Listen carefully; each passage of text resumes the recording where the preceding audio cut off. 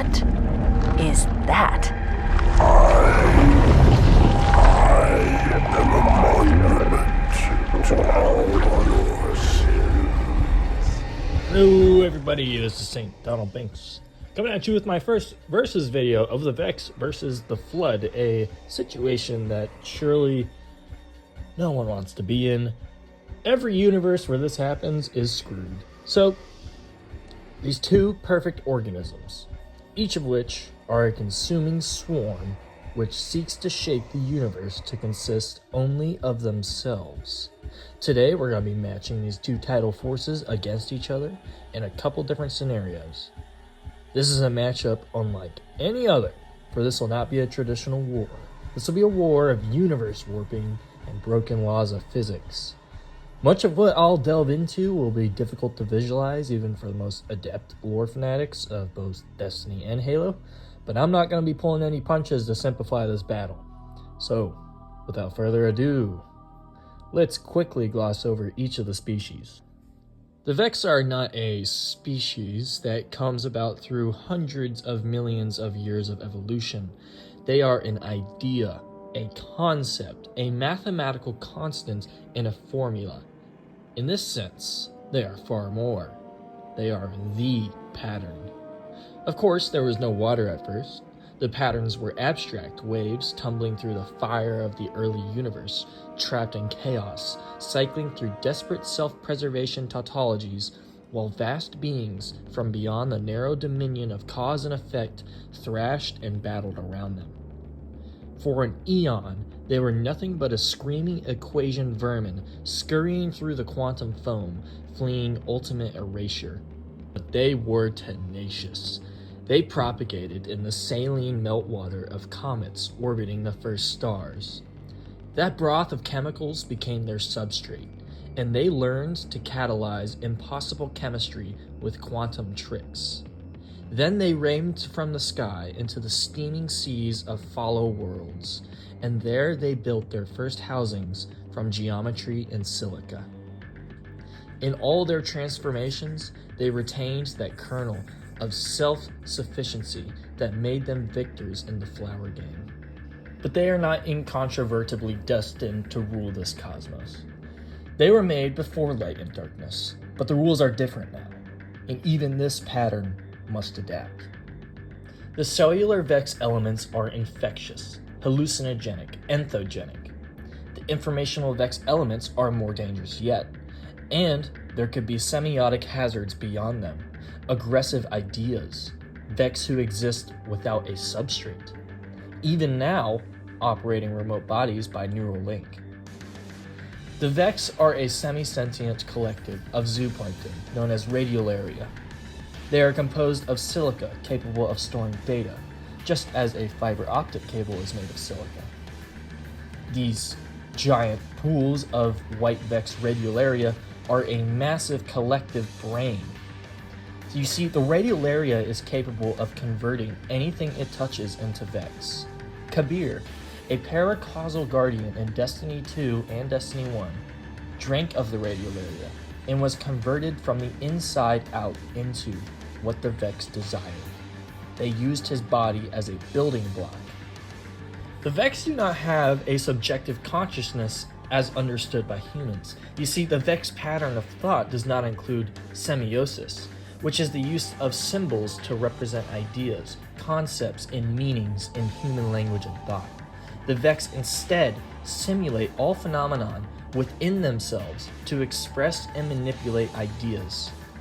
Whereas a human touching a fire will use symbols to represent the stimulus, process them, and produce an output to extinguish the fire, the Vex pattern of thought is adapted so that if it is burned, the destructive input of the fire to the pattern inherently causes a repertory output to extinguish with no middle process. The Vex do not necessarily know why they do what they do. They simply do.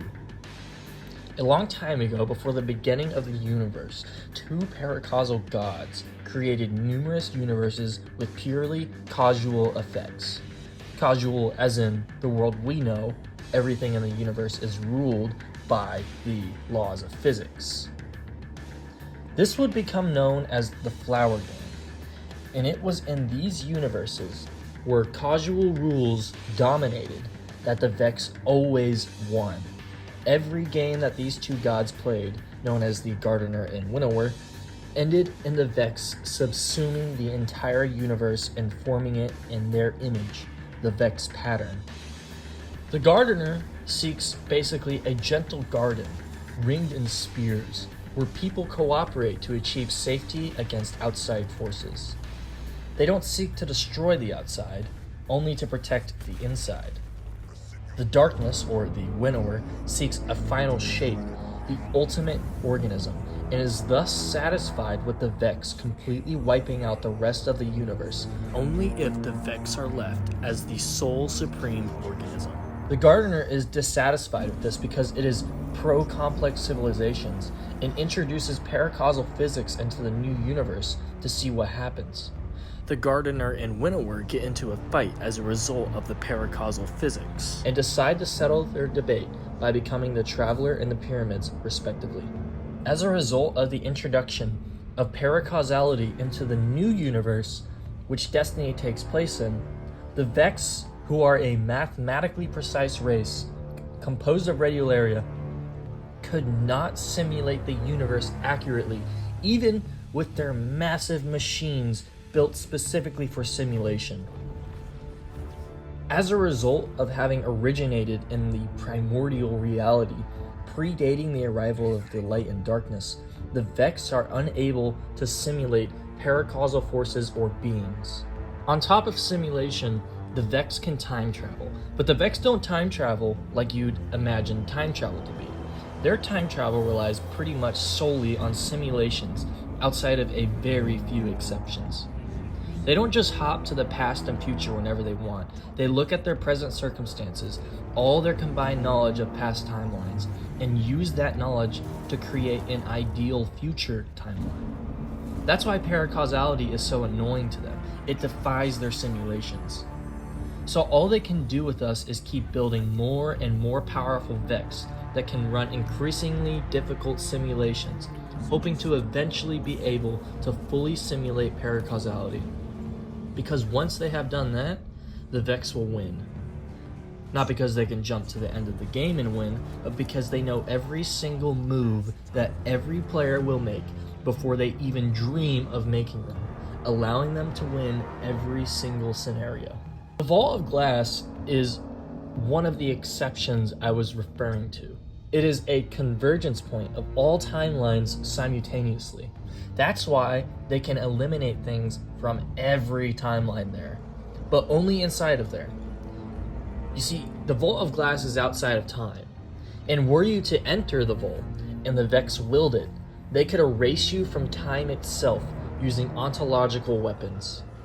Overall, the Vex time travel is vague in explanation, but for the sake of having this video not unravel into endless, incomprehensible theories, I will take the stance that the Vex exist in all different universes or timelines and have access to each other via time gates.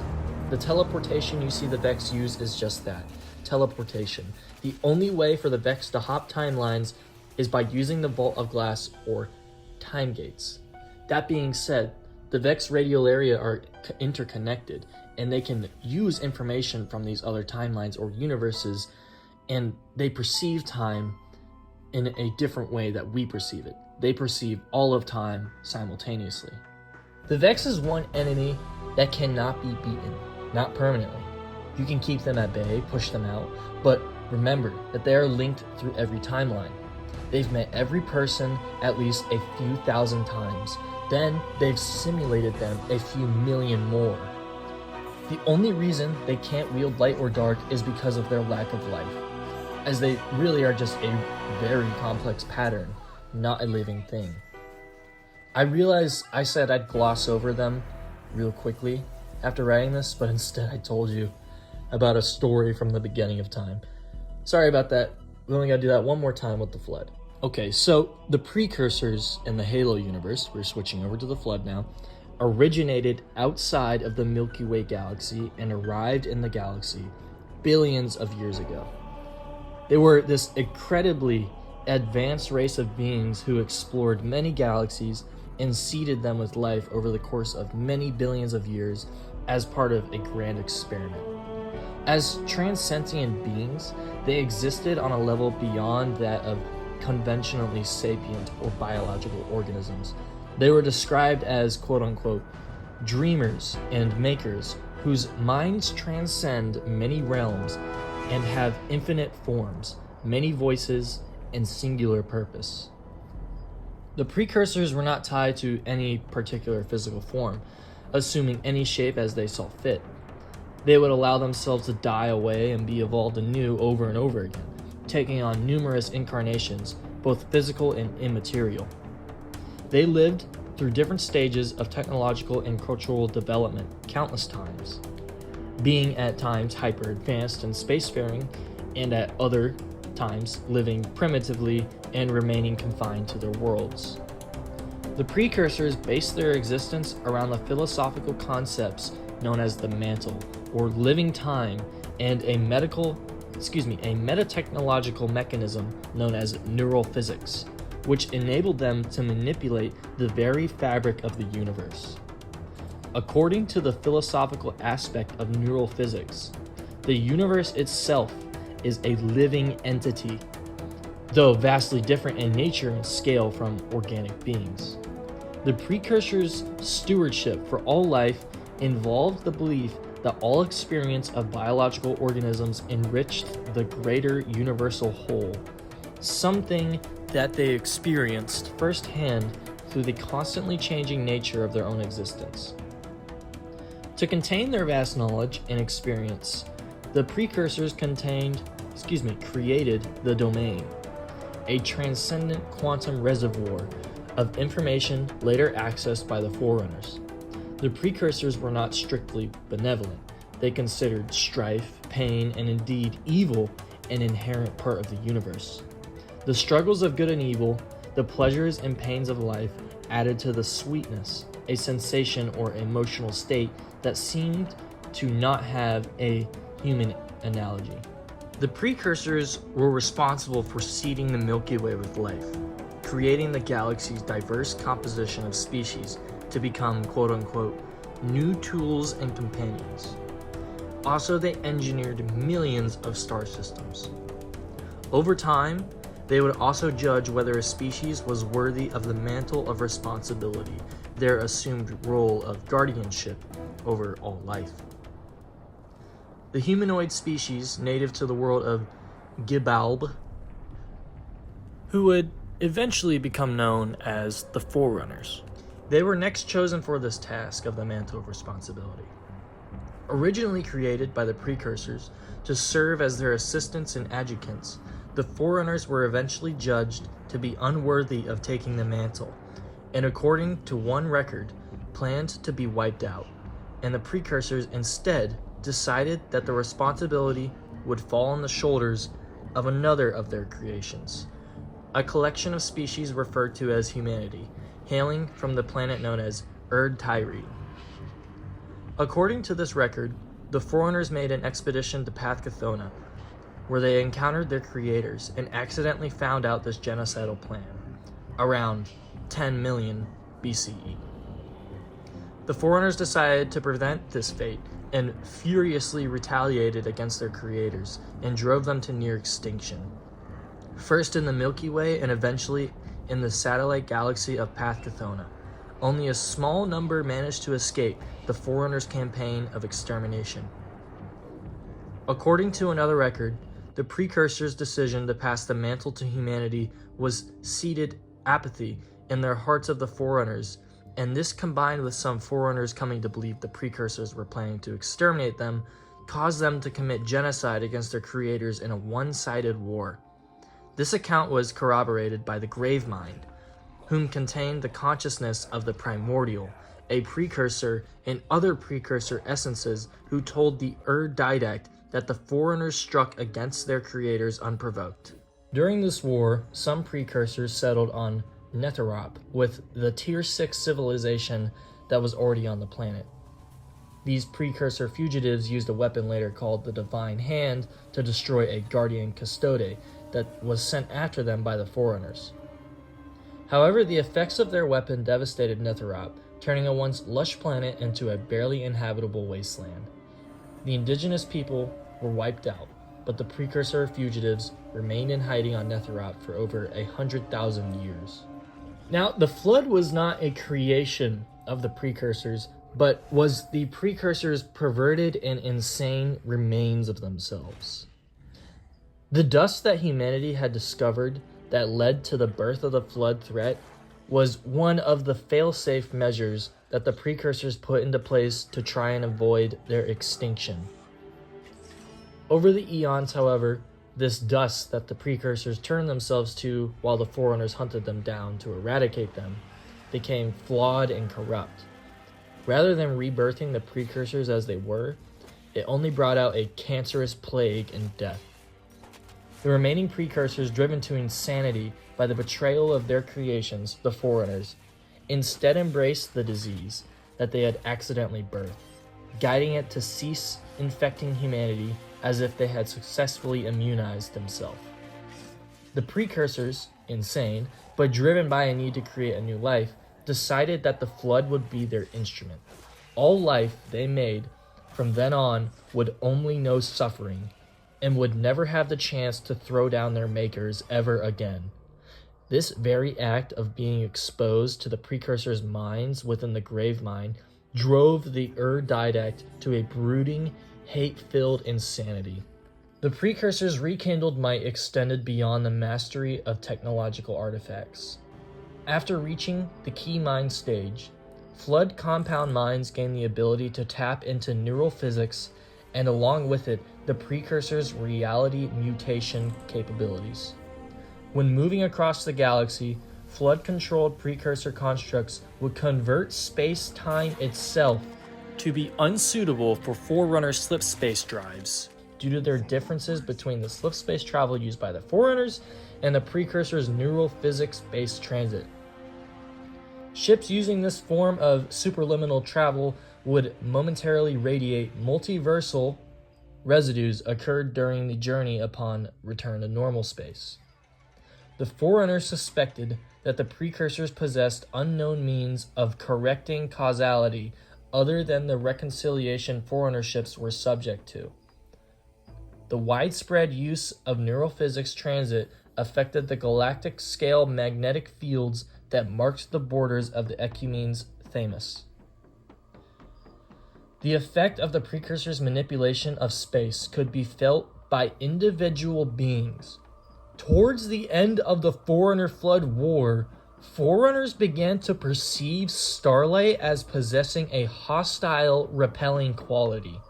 Perhaps the precursors' most extraordinary creation was what the Forerunners knew as the Domain, which was a vast reserve containing the totality of precursors' accumulated knowledge and experience, amounting to 100 billion years, with the most information gathered originating from the beginning of the time of the universe, if not earlier.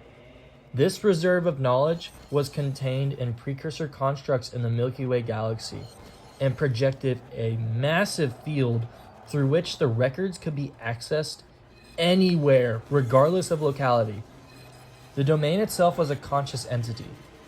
Although this only became apparent to most Forerunners near the end of the Forerunner Flood War, the Domain later would be discovered and appropriated by the Forerunners as a store of their own records and knowledge, becoming a principal element of their culture. Despite this, the Domain remained a highly esoteric to the Forerunners. Not even its origin and true nature were known. With the activation of the Halo Array and galaxy-wide unraveling of precursor neural physics, the Domain and all knowledge contained there was lost, along with all precursor architecture. While a group of surviving Forerunners later managed to reactivate the Domain, it remains unclear how much of the knowledge it once contained has been successfully recovered. Okay, so with the general summarization of both species, we're going to delve into the first of 3 hypothetical situations that the Flood and the Vex can meet. This first round is going to consist of the Silentinium Flood in Halo Silentenium, the book, invading the Destiny universe where the light and dark no longer exist and the Vex dominate. Neither side is going to know anything about each other at the start. Okay, so seeing as the precursors were multiversal and were older than the Halo universe itself, and that the Flood possessed the same abilities as the precursors and can use their technology, we will see the Flood starting off at the intergalactic stage, after the events of the Forerunner Flood War, where the Halo rings were never fired. The Flood will have consumed all of the Milky Way galaxy, along with countless others. They not only have trillions of infected Forerunner warrior servants, they have septillions of automated attack craft and a traitor AI, or the millions of warships, but they have the entirety of the Halo universe under Flood control. The Flood Horde would have countless numbers on their side, along with billions, if not trillions, of key mines, which are the next phase after a grave mine, which we met in Halo 2. With all biomass in the universe consumed, the Flood could reach a purely hypothetical extra universal stage.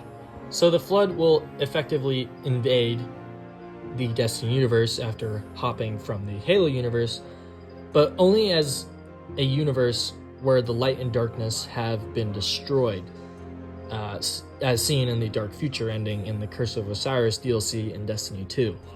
Don't worry, we're going to explore if the light and dark was still around later, but as of now, paracausality has canceled out in the Destiny universe, leading to the Vex's inevitable domination of the universe. So, at first, with such a large distance to cover, the Vex and Flood may not come in contact with each other for billions of years. The Flood would gorge itself on the remaining intelligent life, while the Vex converted all of space around them into their image. Eventually, though, these two forces would meet. Immediately, the Flood supercell would attempt to infect the Vex radiolaria cell. Without sufficient true organic matter to grow upon, though, the Flood would struggle to infect a radiolaria cell, and there are untold amounts of radiolaria the Flood would have to infect. You see, the Flood rely on a central nervous system to infect their host, and the Halo array relies on the same thing to kill them.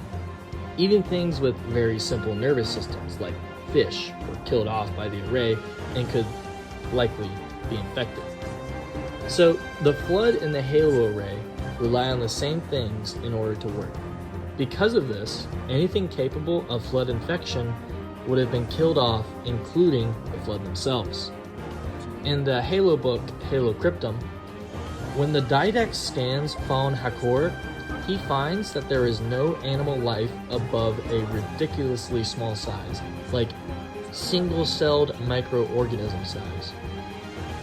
Now, radiolaria vary from 30 microns to 2 millimeters in diameter, which is definitely in the range to survive a Halo for. This tells us that radiolaria is not a good candidate for Flood infection in real life. Not to mention, they don't have a nervous system, which the Flood needs for infection. But on top of that, this radiolaria species in Destiny is capable of using any material to create more Vex structures. They're not limited to biomass as the Flood are. As mentioned earlier, Kabir in the Destiny 1 Grimoire is a testament of this. This man drank radiolaria, and he was literally converted from the inside out into the Vex. So radiolaria corrupts similar to Flood spores. It could go either way, honestly. Whichever microbe is stronger or more invasive would win. Vex frames would probably work once infected and could be used by the Flood. But for this scenario, I am going to safely say the Flood cannot infect Vex radiolaria. As for the Logic Plague, which is a sort of digital virus which converts AI, the Vex are not machines. They are cyborgs more than anything. But there is one saving grace for the Flood here. Quote unquote. While most commonly associated with AIs, this form of corruption is not limited to machine entities. Given the right conditions, the Flood is capable of manipulating organic beings as well, due to the Gravemind's immense intelligence as well as its powerful metaphysical abilities." End quote. In other words, the logic plague may still be viable against the silica-based pattern life forms of Radiolaria, though it is debatable. So the logic plague could potentially infect the Vex, though their cognition is unlike anything in the Halo universe. In Destiny, though, Rasputin, which is a man-made AI, did manage to hack them with music during the Arequibo adventure. But in that same mission, he also used the music to hack the Guardian's ghost, so it's a bit of a weird situation. In any case, even if the Flood logic plague could infect Vex units, they would gain so little that it's negligible in the face of the Vex's overall advantages. And that's assuming that the self-replication subroutines of the Vex don't consume the Flood from the inside out like Asher suggests they would against the Taken, which are far more exotic. I haven't seen any evidence that the Flood actively shields itself from info hazards when it consumes or subverts itself. And the Vex are far more potent in the info hazard department. Overall, this is a big monkey wrench within the entire war because it is hard to tell how the Vex would react to a sect of corrupted Radiolaria. The Vex all share one hive mind, but they compartmentalize, dividing themselves into isolated groups for certain tasks. It's efficient for task management, but it's also a way of preventing the spread of corruption. If a mind or lesser Vex in any group is infected, it would only be put the rest of the group at risk, not the entire collective. So it is possible that they simply would suspend all contact with the branch as they did with the Vex Soul Divisive, who began worshipping the darkness in Destiny 1 in hopes of understanding it. Maybe they would lock it away in a stasis, or maybe, worst case scenario, a rogue swarm of Vex would turn against the Vex Collective and wreak havoc upon the Vex network. This leads to yet another pivotal question. Is the logic plague paracausal? If it is, the Vex will stand no chance, and they cannot accurately predict how it will spread rampant through the collective. If it isn't paracausal, the Vex will be able to run simulations to combat the infection and deny its supremacy. For the sake of carrying on, I say the logic plague is not paracausal, and thus is useless against the endless simulations that the Vex run. Even though the Flood isn't able to effectively infect the Vex, it wouldn't be a problem until the Vex and Flood are the sole players left in the Destiny universe. This is where the true war of attrition begins. But how does one win a war of attrition against a multiversal, time-spanning intelligence whose end state is retroactively rewriting itself to exist across every point in time, across an infinite number of timelines, across an infinite number of universes that can pull units out from the past to allow them to avoid destruction? It's essentially impossible to inflict meaningful losses on the Vex, very short of directly assaulting the Vault of Glass. Conventionally, the Flood would annihilate the Vex forces across the universe, using their star roads, key mines, their Forerunner assets, which their warships got up to 50, 100, even 300 kilometers in some cases. They could destroy planets and suns by initiating supernovas, which was literally a tactic upon discovering Flood presence in a solar system, scorched Earth in its most exaggerated sense. Not to mention their star roads can do that.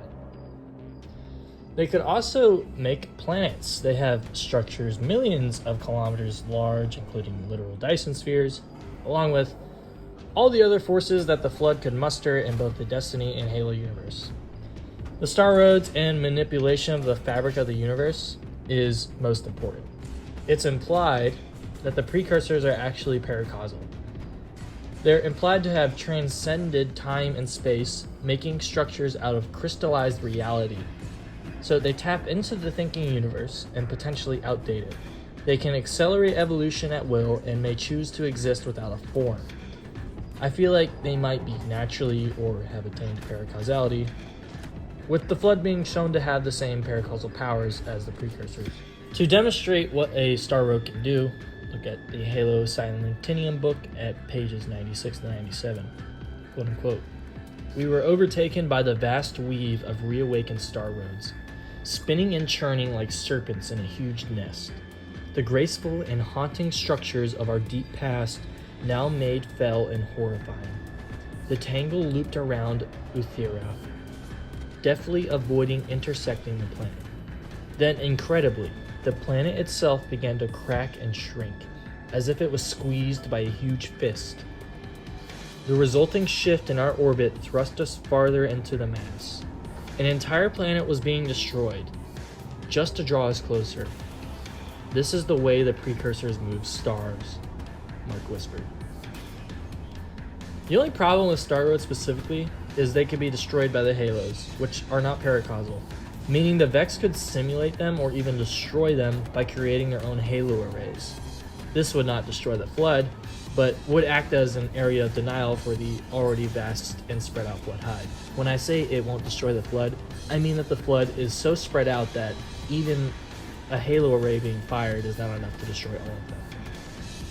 This seems like game over here. The radial area cannot be destroyed by a Halo array, and thus the Vex can mass produce them with their presumably unlimited resources from other timelines and use them as an unstoppable weapon. But allow me to read this to you. What else do you see? The Isodidic asked. What I've always seen. What we've always seen, the Erdidic answers. But now it's different. There is something about this one that makes even Catalog uneasy. A coiled potential only partly visible in his duplicate.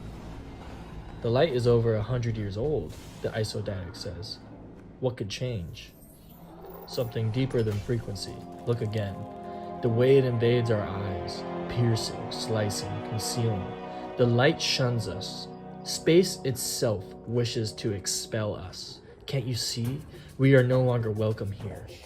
The Flood changes everything, not just flesh. Space itself is infected. That's the power the precursors once had, isn't it? I watched 9 star systems sliced to dust and glowing rubble by the star roads, and they used to trace such pretty curves between our worlds. The Flood at the end of the Forerunner Flood War were able to warp reality, change the universe to inhibit Forerunner faster than light travel. So much so that the universe starlight itself visibly changed. Changing the laws of physics is paracausal, and the Flood have demonstrated so.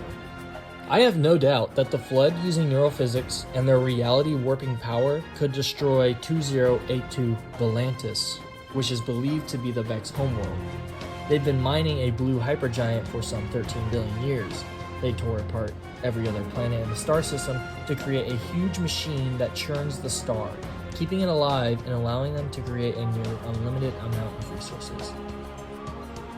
With a combination of the largest fleet ever to be amassed, the Star Roads and the Flood's paracausal reality warping, the Flood would annihilate 2082 Volantis. The Vex would be crippled, not defeated, not ruined, not dead, but it would be a mighty blow for sure.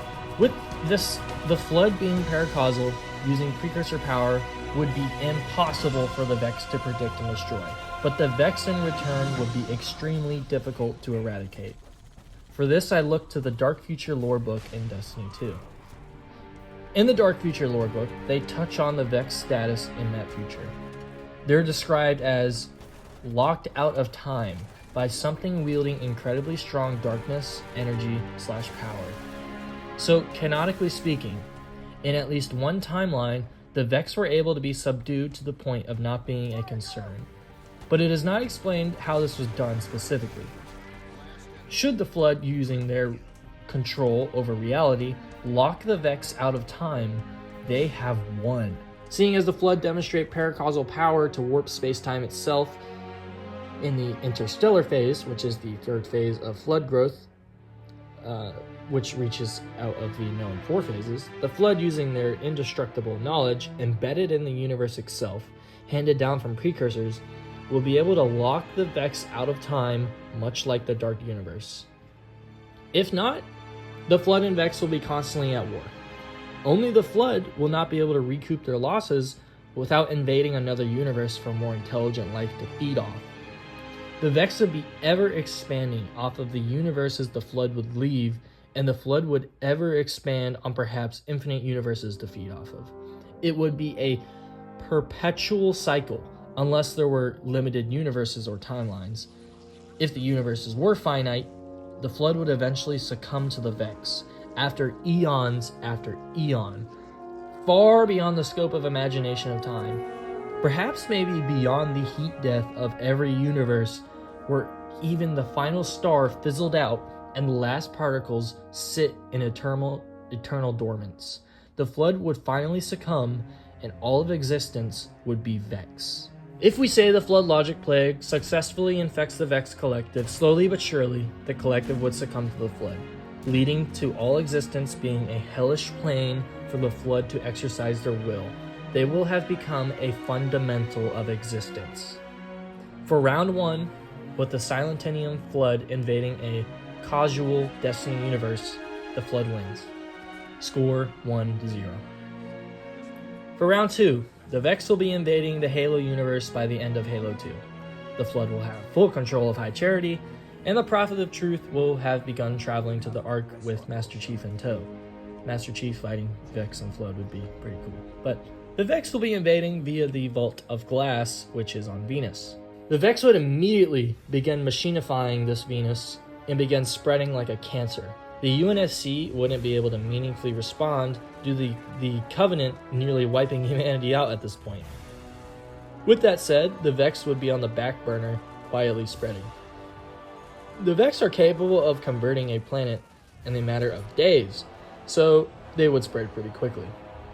With the events of Halo 3 taking place from November 17th, 2552 to March 3rd, 2553, the Flood would be wiped out on the Ark, leaving humanity and the Covenant remnants at the mercy of the Vex. The Vex would be simulating the moment they enter the Halo universe and have no trouble predicting anything. Eventually, all of the Milky Way galaxy would succumb to the Vex. Though, here's the thing. At the end of Halo Silentinium, the Grave Mind says, "This we were told by the Grave Mind, who has consumed 10,000 planets and brought entire galaxies to an end." Meaning during the events of the Forerunner Flood War, the Flood invaded neighboring galaxies outside of the Milky Way, perhaps maybe the Andromeda Galaxy, or Path Cathona. During the Flood's retreat for 10,000 years after the Human Flood War, before they invaded the Forerunners, they would have had time to infect other worlds. As for why the Flood didn't invade the Milky Way during Halo 3, I quote the Primordial. "It was long ago decided, Foreigners will never bear the mantle. The decision is final. Humans will replace you. Humans will be tested next. It is the way of those who seek out the truth of the mantle. Humans will rise. Whether they will also fail has not yet been decided." Quote unquote, humans will rise again in arrogance and defiance. The Flood will return when they are ripe and bring them unity. I believe this means the Flood will return after the events of Halo 3 to test a fully realized humanity. Seeing as the Primordial says the Flood will return when humanity is ripe, it wouldn't make sense for the Flood's test to occur during the Covenant Human War, because humanity was near extinction. While the Flood could be elsewhere in the universe, the Grave Mind was not using any neural physics or star roads that the Flood could still use in the coordinate stage, meaning they have no access to the precursor abilities at the coordinate stage.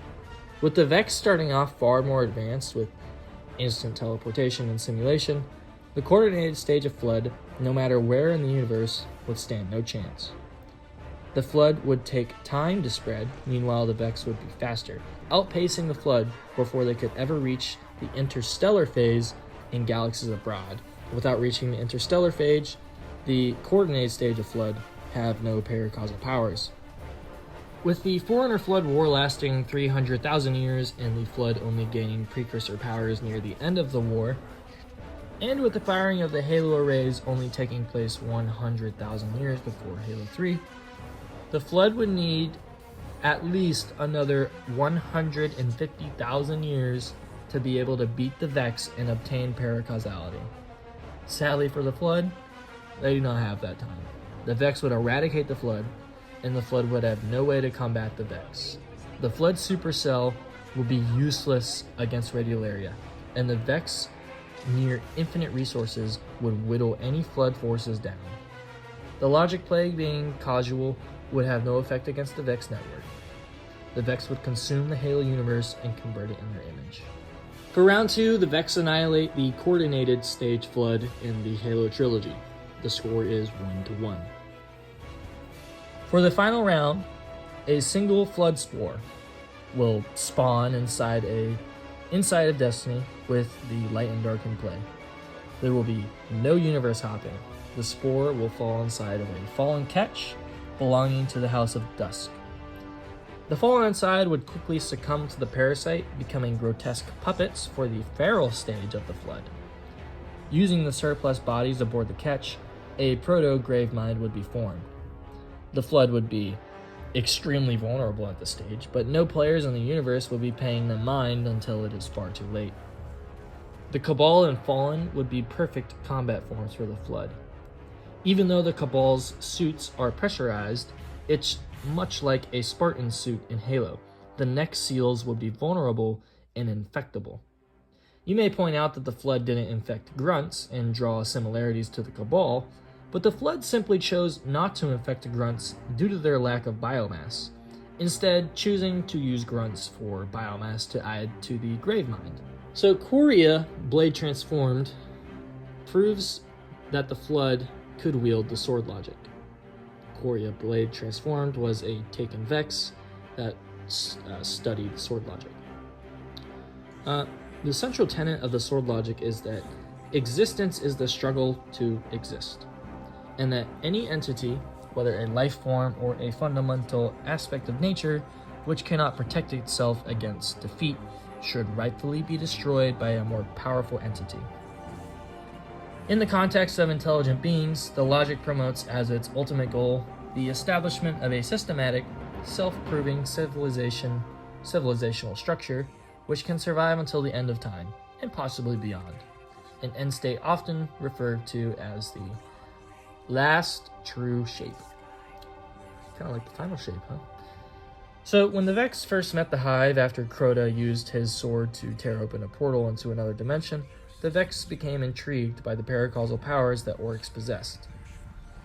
Specifically, the darkness. Attempting to solve the problem of paracausality, the Vex created Axis Mind Quria, Blade Transformed. Quiria's solution to the problem of the darkness was simply to kill off the Hive, in accordance to the Sword Logic. If Quria could wield the Sword Logic, so too could the Flood. Without it, the Flood would eventually be destroyed by the paracausal powers at being in the Destiny universe. With the power of the Sword Logic and making a deal with the Deep, the Flood would be unstoppable to the Vex. For the final round, assuming the Flood makes a deal with the Deep and takes on the Sword Logic, the Flood win. Flood score 2, Vex score 1.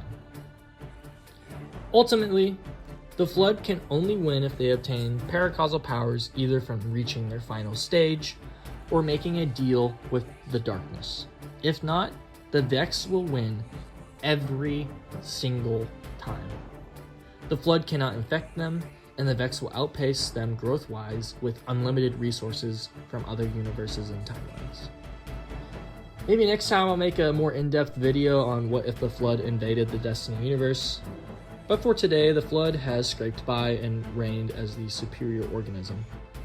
So, in summary, the Flood would lose every single time were they not at the final stage of the Flood development, which allows them to reach paracausality. The Logic Plague has little to no effect on the Vex, and the Flood cannot infect the Vex Radiolaria cells.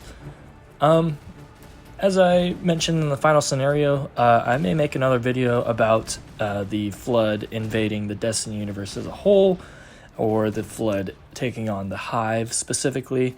I do think it's interesting how the Flood would interact with the sword logic and the darkness. Now, the other video ideas I have are the Covenant versus the Star Wars Empire, or things in that nature. Anyways, thank you guys so much for watching. If you're interested in my other videos, I'll put up a little tag at the end. Anywho, this is St. Donald Binks, signing out. Child of my enemy, why have you come? I offer no forgiveness. A father's sins pass to his son.